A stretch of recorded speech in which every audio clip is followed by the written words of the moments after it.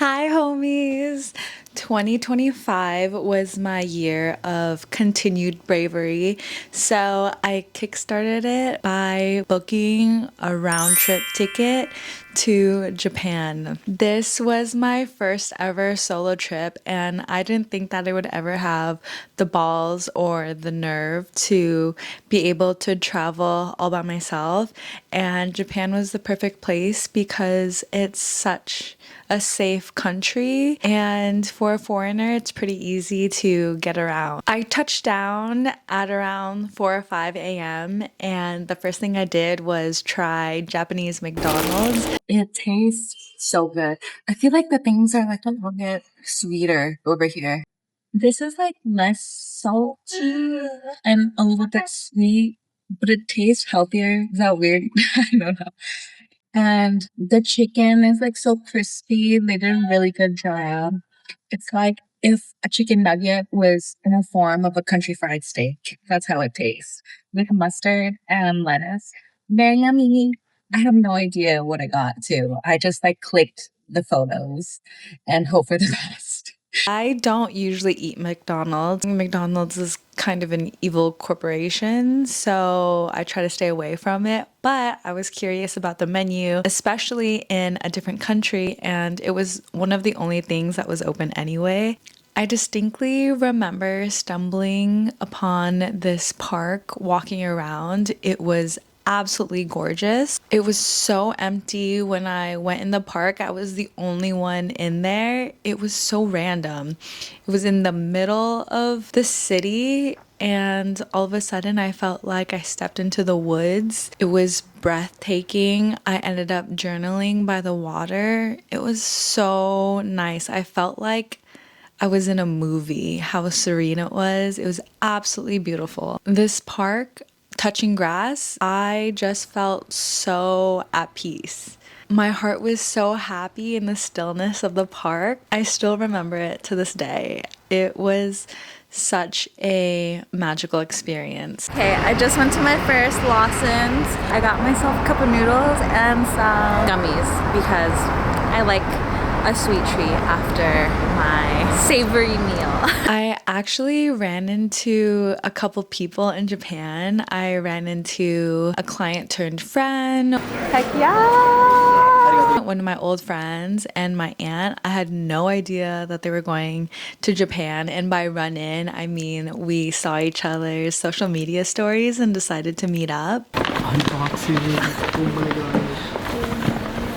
I saw these albino strawberries and naturally I knew I had to get them. They looked so plump and juicy. I was definitely so intrigued. They could either be the sweetest strawberry in the world or just absolute dog shit. And thank goodness it tasted so good. This is so good. It's so soft and fragrant. It's so sweet. There's like juicy everywhere. What, chill? Oh my god. I cannot believe it's white. It's so good. Okay, my friend was telling me that his mom got the albino like strawberries and she thought they were whatever. But I think she got them when they weren't in season. Because this is so sweet and yummy. It has like a really strong lingering like fragrance. We went into a Yamaha like the piano or Yamaha like the motorcycle. I don't know. I think they're both related. Anyway, there was a little coffee shop in the Yamaha store and it was really cute. Strawberries, part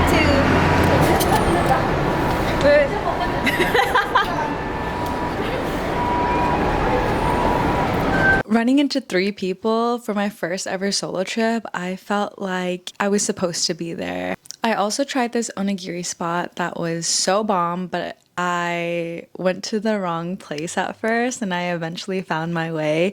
But it was such a cute little onigiri restaurant and you got to pick out what you wanted in each onigiri.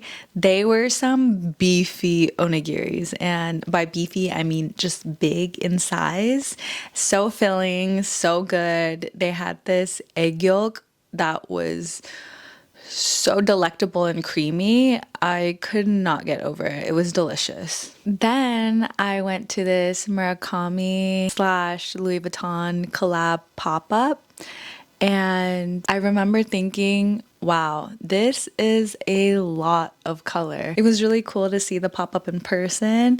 They did a really great job. I also popped into the Matcha Tokyo for a sweet treat, and I absolutely love a sweet treat. The little waffle on the stick was so good. It was amazing. And I know every Asian loves a Gentle Monster.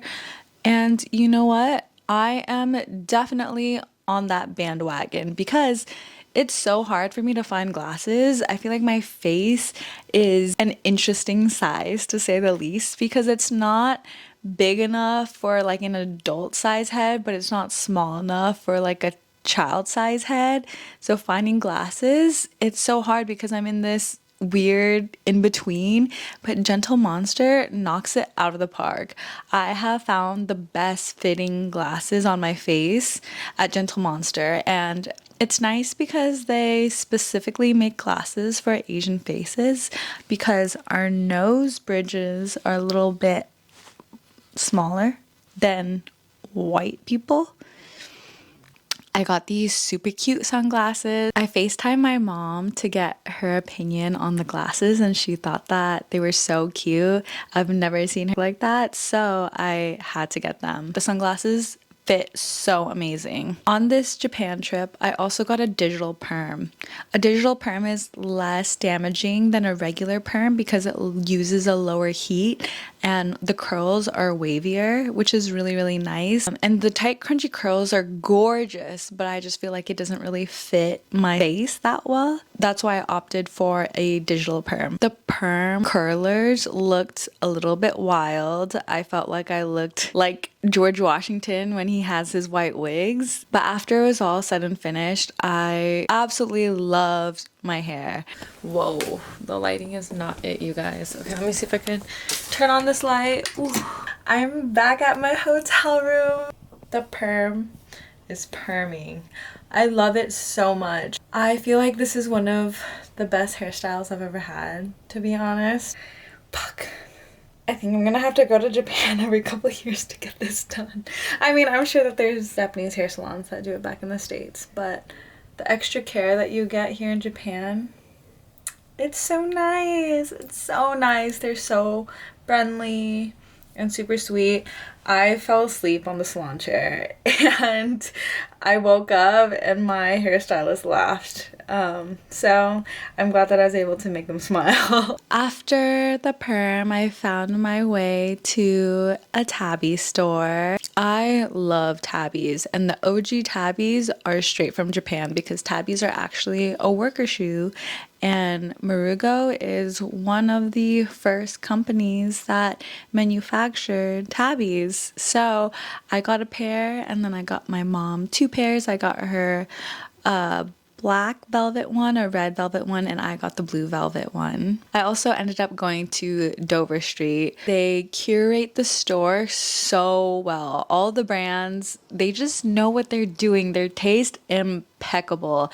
There were these Loewe Mary Janes that I still think about to this day. I didn't have any more room in my luggage, and I wish I caught them, but you know what? That's okay. It wasn't meant to be. It wasn't meant to be.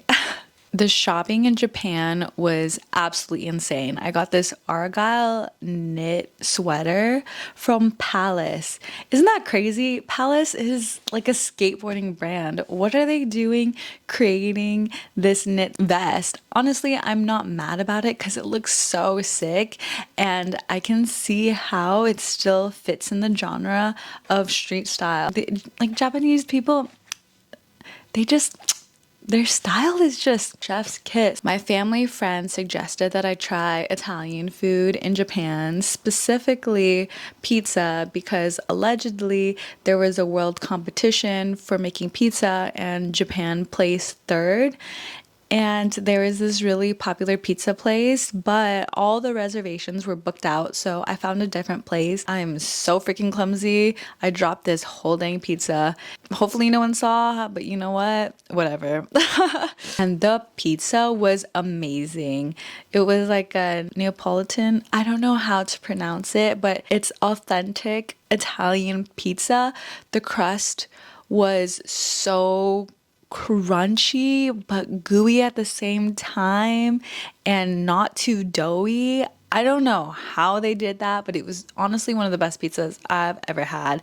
And then my aunt suggested I go to this all-you-can-eat crab restaurant. I honestly prefer crab over lobster. I think lobster is overhyped. Crab is just so sweet. The texture is nice. I really enjoy crab. And oh my gosh, this place was a little pricey, but for the amount of crab you get, it was so good. You get, I think, an hour to eat everything. After eating at that spot, my crab craving was satisfied. I was stressing out because I didn't know how much crab I could eat all by myself. All the crab I got felt never ending, but nonetheless so freaking delicious. And I honestly tapped out before the time ended, but that's okay. Honestly, I am not mad about it. My guilty pleasure during this Japan trip was hands down the 7-Eleven spaghetti.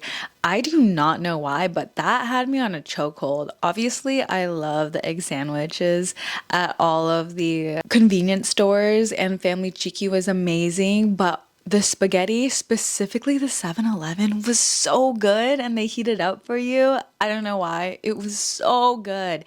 It tasted like it had already been cooked down for a couple hours. The way that it was like reduced was just so good.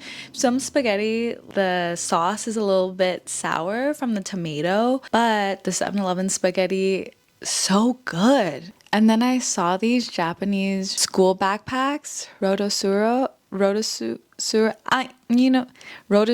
don't know how to pronounce it, but they were so freaking cute. I wanted one so bad, but there was no way it was going to fit in my luggage. I really wanted to use it as like my tattoo work bag, but that's okay. Maybe next time.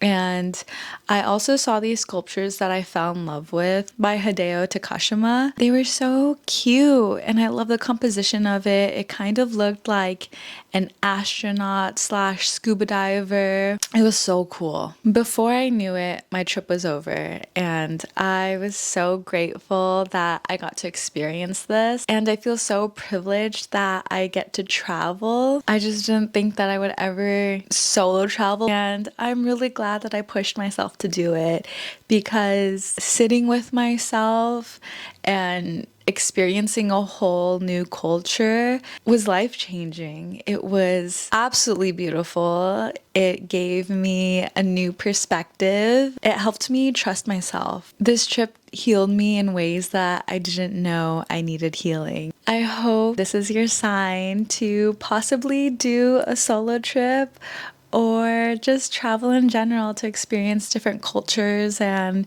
to get to have a wider world view. I think that's so important. And thank you so much for tuning in. I will talk to you next time. Bye, homies. My free camps is wild. Oh my god. Blah, blah, blah, blah, blah, blah.